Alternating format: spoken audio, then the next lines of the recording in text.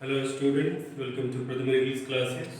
I am Pradyuman Kumar और आज हम लोग पढ़ने वाले हैं पास्ट कंटिन्यूअस टेंस। देखिए, पास्ट कंटिन्यूअस की अगर बात करें तो बहुत आसान चैप्टर है ये, पूरे टेंस में सबसे आसान है। अगर आपने प्रेजेंट कंटिन्यूअस को अच्छे तरीके से पढ़ा है तो पास्ट कंटिन्यूअस में आपको कहीं से कोई दिक्कत नहीं होगी। आइए शुरू करते हैं आज का क्लास। मैंने इसका डेफिनेशन लिखा है कि जिस वाक्य के पढ़ने से यह पता चले कि कोई कार्य पास्ट में जारी हो, लगातार हो, उसे पास्ट कंटिन्यूअस टेंस कहते हैं। जिस समय हम लोग प्रेजेंट कंटिन्यूअस टेंस पढ़ रहे थे उस समय भी मैंने पास्ट कंटिन्यूअस की चर्चा की थी। उस समय भी इसके डेफिनेशन को मैंने बताया था। बहुत आसान है। कंटिन्यूअस शब्द जो बनता है कंटिन्यू से बनता है। कंटिन्यू का मतलब होता है लगातार होना या जारी रहना। अर्थात जब भी कोई क्रिया कहीं पर लगातार होगी, जारी रहेगी, तो उसे हम लोग कंटिन्यूअस के नाम से जानेंगे।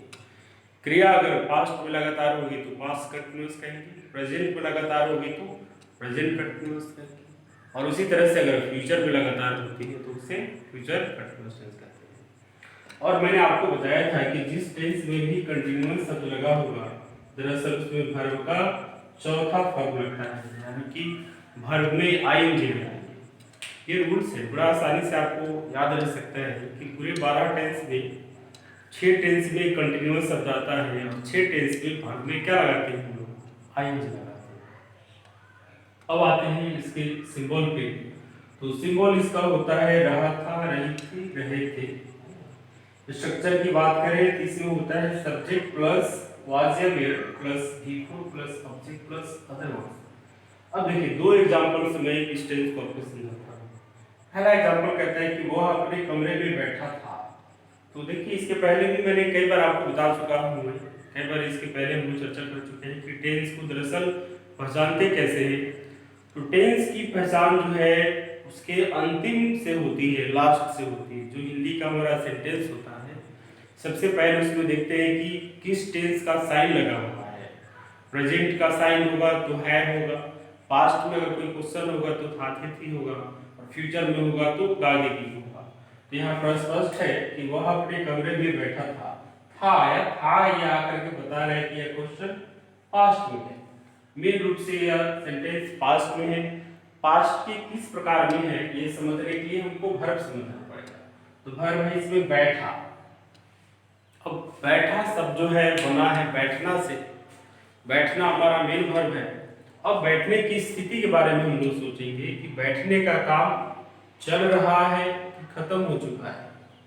तो देखिए, ये जैसे सेंटेंस में लिखा है कि वह अपने कमरे में बैठा था, मतलब उसके बैठने की क्रिया जो थी वो लगातार थी, चल रही थी, जारी थी।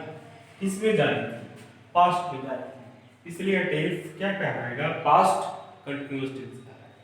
अच्छा, दूसरे एग्जांपल्स की बात करें। मैं अपने दोस्तों के साथ फुटबॉल खेल रहा था। आप यहाँ पे भी गौर कीजिए कि ये था आके बता रहा है कि पास्ट है, और वर्ब इसमें है खेलना। अब खेलने के बारे में सोचते हैं कि खेलने का काम चल रहा था कि खत्म हो चुका था। तो यह स्पष्ट है कि मैं अपने दोस्तों के साथ खेल रहा था, यानी कि मेरे खेलने की क्रिया जो थी वो लगातार थी, जारी थी। किसमें थी? पास्ट में थी। तो देखिए, टेंस में चाहे सिंबल रहे या नहीं रहे, टेंस को हम लोग उसके सेंस के आधार से पहचानते हैं कि, और इस टेंस का सेंस यही है कि इसमें क्रिया का जारी होना चाहिए। तो दोनों ही सेंटेंस में इसमें कोई सिंबल्स नहीं लगा है, लेकिन इसमें सिंबल्स लगा है, रहा था, रही थी। कोई फर्क नहीं पड़ता है कि इसमें सिंबल्स हैं कि नहीं है। ये दोनों ही सेंटेंस पास्ट कंटिन्यूअस टेंस के एग्जांपल्स हैं। बनाएंगे कैसे इसको? देखिए, वह अपने कमरे में बैठा था। ही के साथ क्या लगाएंगे? हेल्पिंग वर्ब वाज लगा देंगे। बी4 है तो सीट का भी पॉजिटिव हो जाएगा, अपने कमरे में, इन हिज रूम। अगला एग्जांपल है कि I was playing football with my friends. मैं अपने दोस्तों के साथ क्रिकेट खेल रहा था।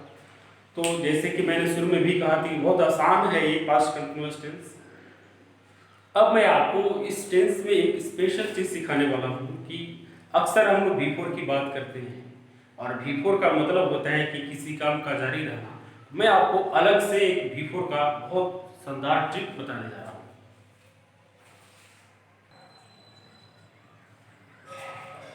देखिए आज हम लोग इसमें अलग से V4 को मैं आपको समझाने जा रहा हूँ कि V4 के बारे में हम लोग अक्सर कहते हैं कि V4 का मतलब होता है कि जहाँ पर कोई क्रिया लगातार हो, जहाँ पर कोई क्रिया जारी हो। तो कैसे पहचानेंगे कि कहीं पे V4 का प्रयोग किया गया? मैंने दो वर्ड यहाँ पर लिखा है। पहला वर्ड हमारा है कि एक रोता हुआ लड़का और दूसरा वर्ड हमारा है कि एक लड़के को रोते हुए। अब दोनों में फर्क समझिए। ये कहता है कि एक रोता हुआ लड़का और एक लड़के को रोते हुए। अगर प्राइमल फेसी की बात करें तो इस दोनों वर्ड में बहुत खास अंतर दिखाई नहीं देता है, लेकिन इसमें अंतर है। देखिए पहले वर्ड को समझाते हैं। एक रोता हुआ लड़का, दो चीज है, एक वर्ब है इसमें और एक नाउन है। नाउन क्या है? ये लड़का है। वर्ब क्या है? रोना है। अब रोने के बारे में सोचिए कि रोने की क्रिया उसकी चल रही है कि खत्म हो चुकी है या चलने वाली है। तो स्पष्ट है कि रोता हुआ यानी कि उसके रोने का काम जो है वो चल रहा है। लड़का रो रहा है। इसमें देखिए एक लड़के को रोते हुए, इसमें भी सेम चीज है, एक नाउन है और एक वर्ब है। और उसमें भी कहता है रोते हुए, इसमें भी रोने का काम जारी है, चल रहा है। दोनों में क्रिया लगातार है। तो जैसे क्रिया लगातार होगी भरपूर लगाएंगे। विप माने रोना होता है, विप में आईएनजी लगा देंगे। लेकिन इसका एक खास टेक्निक है लिखने का कि अगर पहले वर्ब आता है, इसमें देखिए एक रोता हुआ लड़का, इसमें रोना पहले है, तो अगर वर्ब पहले आएगा तो वर्ब को पहले लिखेंगे और अगर नाउन पहले आएगा तो नाउन को पहले लिखेंगे। देखिए इसमें रोना पहले आ रहा है, इसमें वीपिंग पहले आया, इसमें लड़का पहले आ रहा है, इसमें बॉय पहले आया। क्या बेसिक डिफरेंस है इस दोनों सेंटेंस में? इसको मैंने एग्जांपल से समझाया है कि I saw a weeping boy yesterday. खूब थोड़ा सा ये ध्यान देके समझने वाली चीज है। I saw a weeping boy yesterday, कल मैंने एक रोते हुए लड़के को देखा। और दूसरा एग्जांपल कहता है कि I saw a boy weeping yesterday, कल मैंने एक लड़के को रोते हुए देखा। दोनों में क्या फर्क है देखिएगा। एक रोता हुआ लड़का, कल मैंने एक रोता हुआ लड़का, तो कल जब मैंने देखा तो मेरे देखने के पहले से वो लड़का रोता। जिस सेंटेंस में वर्ब पहले आता है यानी कि वो क्रिया पहले से लगातार होती है। कल मैंने एक रोते हुए लड़के को देखा, तो मैंने एक लड़का देखा लेकिन मेरे देखने के पहले से वो लड़का रो रहा था। और दूसरा जो सेंटेंस है कहता है कि कल मैंने एक लड़के को रोते हुए देखा। इसमें जो है मेरे देखने के बाद लड़का रोना शुरू किया। लेकिन दोनों ही सेंटेंस में चूंकि वर्ब लगातार है इसलिए इसमें क्या लगाएंगे? V4 लगाएंगे। अलग से फॉर एग्जांपल मैंने लिखा है कि the man was begging by singing his song. जो आदमी था भीख मांग रहा था। कैसे मांग रहा था? गीत गा गा कर भीख मांग रहा था। गीत गा गा कर मतलब ये देखिए बाय सिंगिंग मैंने लिखा है, by singing a song. The man was begging, आदमी भीख मांग रहा था, कोई आदमी भीख मांग रहा था। कैसे मांग रहा था? बाय सिंगिंग, गीत गा गा कर भीख मांग रहा था। आप यहाँ पर एक चीज कर सकते हैं कि अगर आप यहाँ से बाय हटाना चाहें तो इसका एक टेक्निक है कि यहाँ पर आपको कॉमा देना पड़ेगा। The man was begging singing a song. आप यहाँ पर चाहें तो कॉमा दे दें तो बाय ही लगाएंगे, और अगर बाय लगाएंगे तो फिर यहाँ पर कॉमा नहीं होगा। तो ये था V4 का एक खास टेक्निक कि जहाँ पे भी कोई क्रिया लगातार होगी उसमें हम लोग आईएनजी लगा देंगे। और पास्ट कंटिन्यूअस टेंस बहुत आसान है।